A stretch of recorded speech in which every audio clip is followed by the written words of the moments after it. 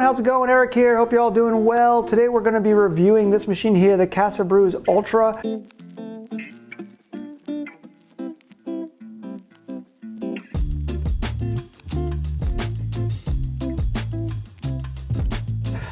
It's pretty surprising to me. I have had opinions about this brand, and I've never actually had my hands on one of them before now, so I'm going to take you through my experience and what I thought of it. Right up front, I want to disclose that this machine was sent to me from Casabrews.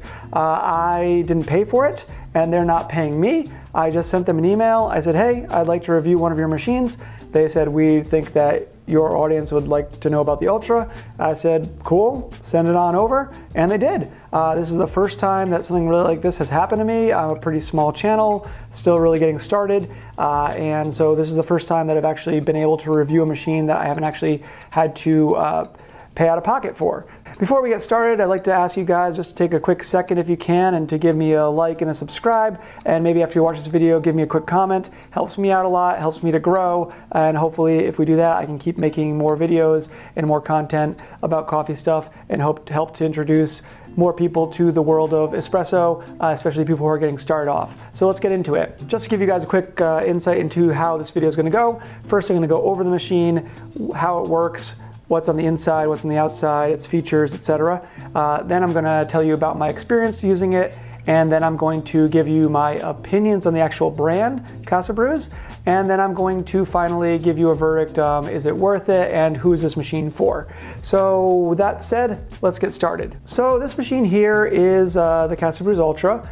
It is a thermal block machine. That means that it is a quick heating machine, basically. In the world of espresso, you can say that there's two main categories of heating systems for espresso machines.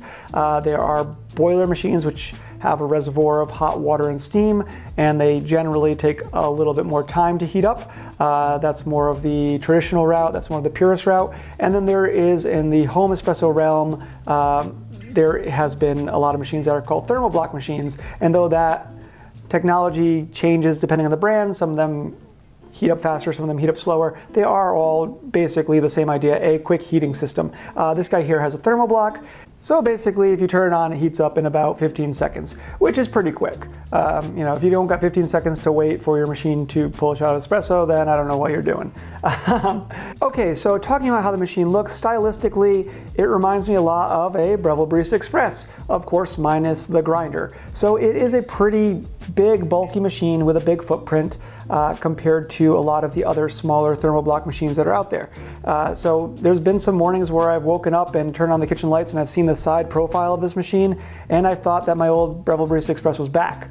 So it does have that kind of boxy look.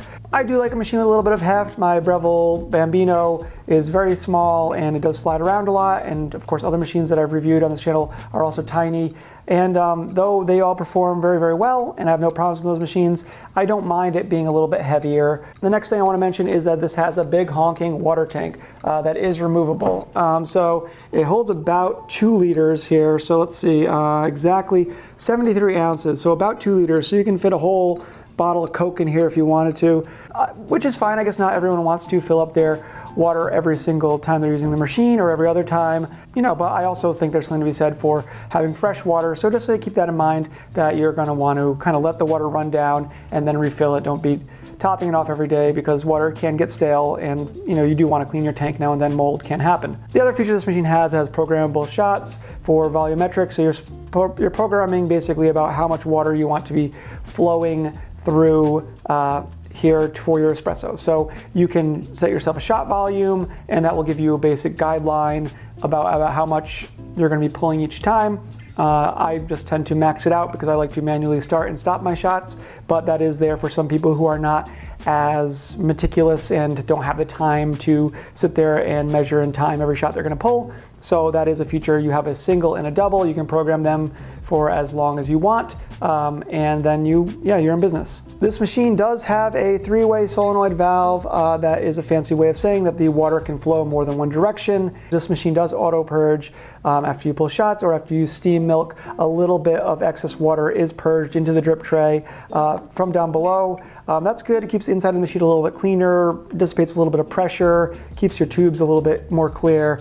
So that is a good good feature to have, and that is something that does kind of put it above a bunch of other machines in this price range. The machine itself has a 20-bar Italian espresso pump in there. You know, when a company says they have a 15-bar pump or a 20-bar pump, that is the pump strength. That is hopefully not the setting that the pump is actually set at, because 20 bars or 15 bars would be a very high pressure for espresso. So that's just the strength of the pump. The people at Casabrews told me that they set that pump to about 9 to 12 bars, somewhere in that range. In my experiences, it has pulled perfectly good shots. It didn't seem like it was applying 20 bars of pressure. Kind of like the Breville Barista Pro, it has an LCD display here, so you get your information. You can see what your shots are running as far. It has a built-in timer. You also can access your settings a little bit more easily on this. So that is a nice feature to have, a nice heads-up display, nothing too fancy. Probably the big sell for this machine for a lot of people who are a little bit more nerdy about espresso, but are trying to find the lowest bar of entry to a machine where they can have actually some access to higher end features, is that it has 4 temperatures. That's another similarity, like I said, to the Breville Barista Express.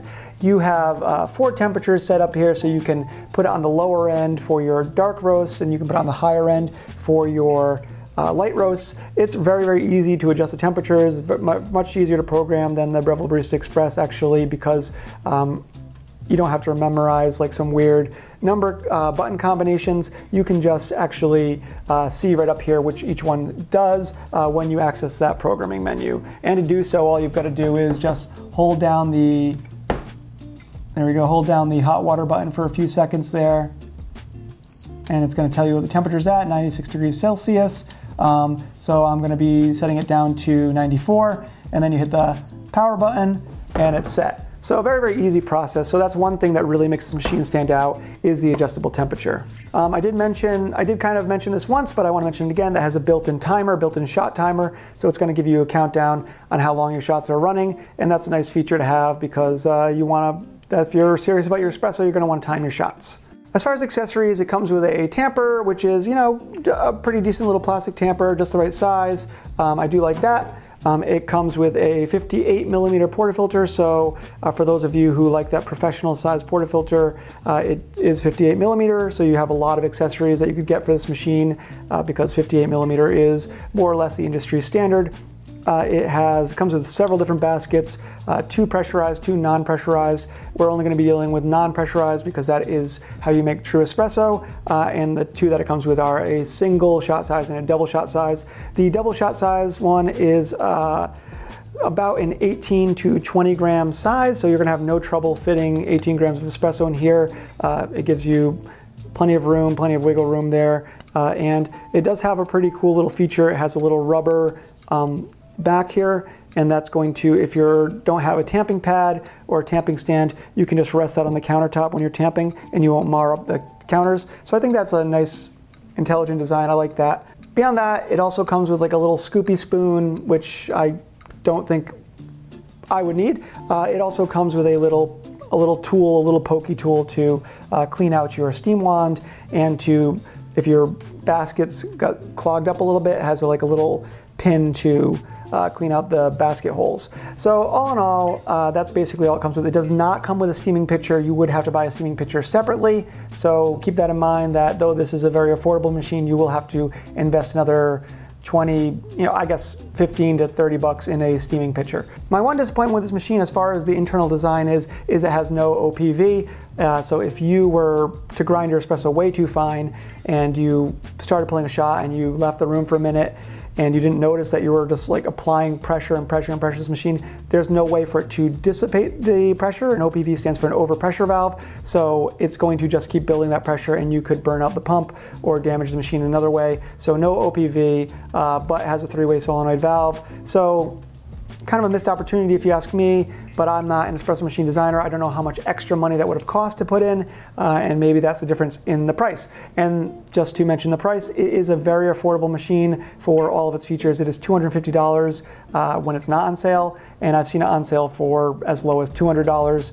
I think that you can easily get 10% off on this machine if you just like Google around a bit. So all in all, like, this is a very affordable machine for the features that it has and for the actual build quality. So yeah, Also, I want to mention I've done some digging. I wanted to see if there was like a lot of negative reviews on these on Amazon or other marketplaces. For the amount of reviews it has, which is a little over 100 reviews, it has an average of 4.7 stars, which is good because people love to bitch and moan on Amazon. If they get one that's faulty, you'll see that like a lot of brands, the people who got a faulty one are going to be the ones who are going to bring that rating down. So of those 100 ratings, I think like only 4 of them were 1 stars. And out of those reviews, I read through them, only 1 of them was a faulty machine. So that's a good sign. And I will say that the other 3 1-star reviews were just people who didn't take the time to learn how to use the machine. They just thought that you could plug it in and make cafe quality espresso and didn't know what they were doing and got mad at the machine instead of trying to learn. So there's that. Finally, one thing I want to mention is that it has a 1-year warranty. So now I'm going to talk about my actual experience with this machine. Initially, I was pretty skeptical. I'm happy to admit that I am a bit of a snob when it comes to espresso. My whole journey to home espresso was very roundabout compared to a lot of people who might be looking to get into home espresso, because I was a barista for a long time. I never had a home espresso machine. So basically, long story short, using lots of expensive machines at work, eventually, got into home espresso sales, started testing machines, started using different machines, and I, started to find out that there was a great market for the middle, low end of espresso. Breville really blew me out of the water, really knocked my socks off, but I couldn't imagine that machines like this would actually do a good job as well, and that is basically how I got to this machine now. I'm testing machines that are more affordable because I know what the middle range machines are capable of. Right off the bat, I want to mention that I'm using this machine stock. I'm not adding on any accessories. I'm using the tamper that it came with. I'm using the portafilter it came with, the basket it came with. The only thing that I'm doing that it didn't come with as far as tools is I'm using a WD-2 tool to break up clumps. And of course I'm using my own grinder because that is the accessory that you would need to add on. And never skimp on the grinder, guys. Grinder is the most important part of your formula when it comes to making espresso. I've had a really good experience pulling shots on this. Texture has been really, really great. Bumping the temperature up to handle light roast also went really, really well for me. I did enjoy the flavor of the light roast that I had. That great kind of, sweet and bright and just like a little bit of sourness that I like to find in the espresso that I'm getting from a very light roast. So I have found that this guy is very, very capable of pulling shots. I have zero complaints about that. My favorite thing about the shots this machine pulled is that the texture is really, really there. I will say that the challenge in this machine, if you are a milk drinker, it does take a while to switch to steaming mode. Steaming mode is its own thing. You kind of click this little steaming button here, and it will take a good 15 seconds to switch over to that steaming mode. So I know a lot of people suggest steaming your milk first and then pulling your shots. That's not my style. I actually prefer, that was the indicator that it's ready to steam now. Personally, like to pull my shots first, then steam my milk. It takes about a full minute to steam your milk for your standard kind of 8-ounce milk-based drink.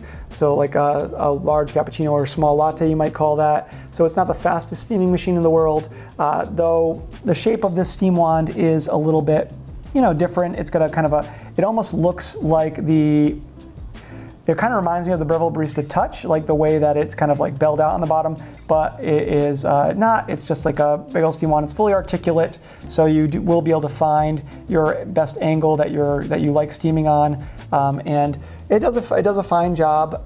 It's a single hole steam wand tip. You're going to have to, of course, just focus on listening to your milk and steaming with it, but you can get a decent texture from this machine. All right, man. So if you do leave it on steaming mode and you don't actually steam, after about a minute it will just kind of switch itself back over to brew mode. And when it does that, it's going to release some of the water. It's going to automatically flush a little bit of water out, kind of to cool down, I think, the system, because you're going to be a big difference in temperature between the steaming and the actual pulling of shots. So it's good that it has that.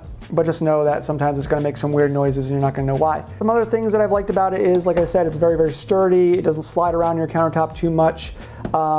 It also has a little I think almost every machine has this now, but a little bobble in here that will pop up if you get too much water in the drip tray, so it's going to warn you that you're going to want to empty that drip tray or you're going to make a mess. It does have a sensor built in for the water unit, so if your water starts to get low, gets kind of like below the minimum line, it's just not going to let you, it's going to stop. It's not going to make shots anymore because it doesn't want you to burn out the pump by running dry, just running it dry. So when you first get this machine, the one thing that really is, and this is true of a lot of machines, but especially true for this machine, it is tight. Getting your portafilter in there is very, very tight. You're going to need quite a bit of muscle, but I mean, after about a week or so of use, it does really, I always have, doing it backwards is always so hard. It does loosen up a lot. It stops straight out. That is something that most machines, when you put your portafilter in, they tend to go a little bit more over to the left, or I guess if you're facing it this way, to the right. Usually when you're pulling, they kind of tend to keep going over to the right. This guy right here, it does stop in the middle. It's not going to let you go any further than that. So that was surprising for me. That's kind of sticking straight out. The steam wand, I thought it was stationary when I first got it. It was so tight, but after kind of working that ball valve through its paces, I found that it is very articulate. And you know, that's something you might just want to do when you first get it, just to kind of loosen everything up. So anyway, using a standard espresso recipe, ristretto recipe of getting 18 grams of espresso in, getting 36 to 40 grams out. Shots have been good. It does have some kind of pre-infusion as far as I can tell. It gives it an initial pulse of water. It waits about 5 seconds after that. And then it's going to start adding water again. So you do see on the timer about 10 seconds where no espresso is going to be dripping through before you actually start getting your shots. I don't know how the pre-infusion works. I don't know if they have it programmed in here that's going to apply it at a lower pressure or not, but it does at least give some initial pre-wetting of the espresso, and the shots have not suffered from that. It seems to be doing its job of actually giving me good shots through that, so that's cool.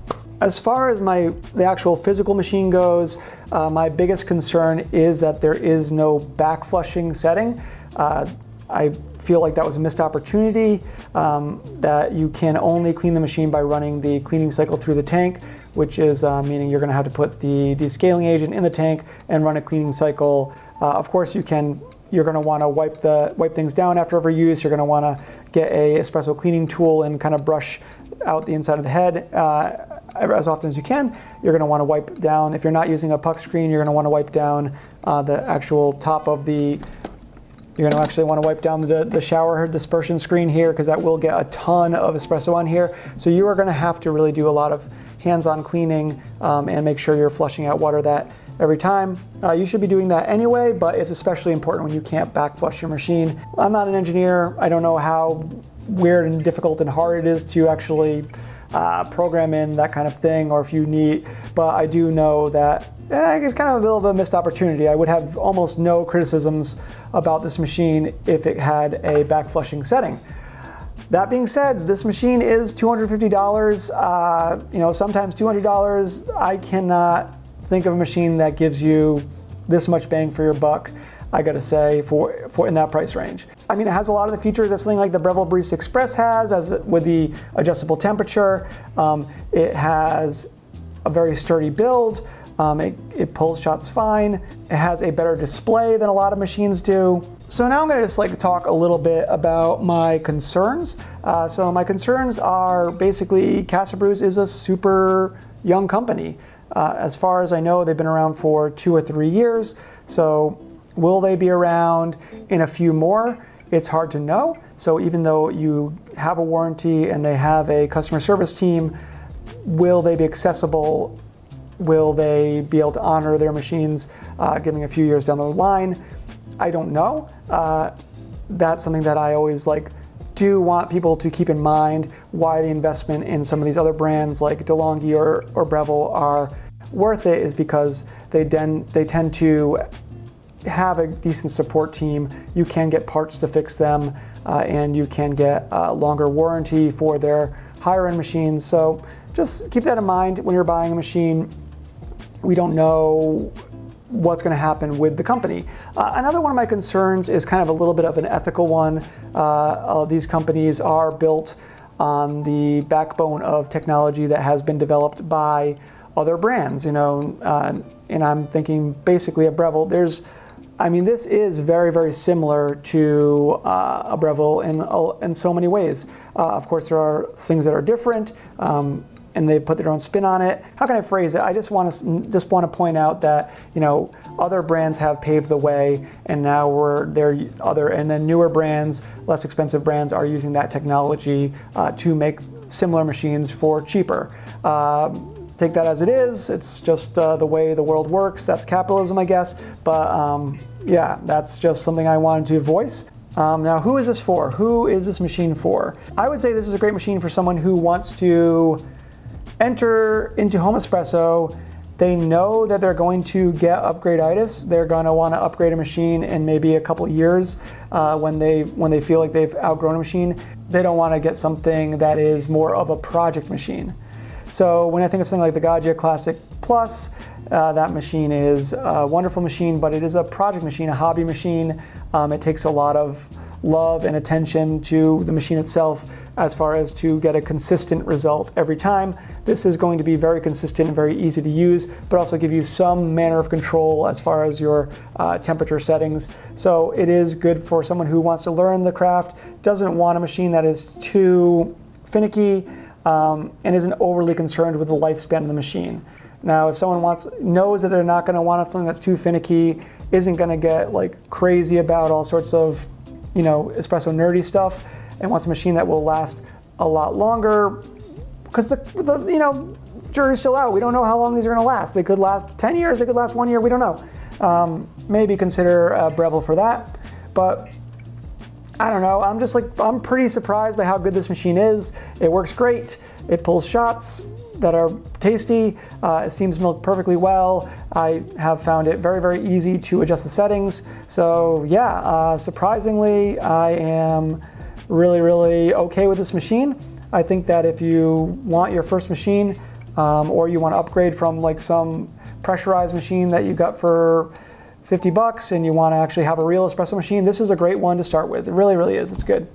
It's going to give you a bigger, sturdier base than a Breville Bambino. It's going to give you more control over brewing than a Breville Bambino. It's going to be faster than a Breville Barista Express, and it's going to leave you so much wiggle room in your budget for a grinder. And a grinder is really the thing that you need to upgrade the most if you want to improve your espresso. So you could get this guy for $200, $250, pair it with a $200 grinder, learn about espresso, and then when you want to bring yourself to the next level, you could look at some higher end grinders, and that would really bring your espresso to a whole another level. So I really do like the value that you get, and that it's going to save you budget for that really, really key component. Once again, I want to thank Casabrews for letting me borrow this machine, letting me review it.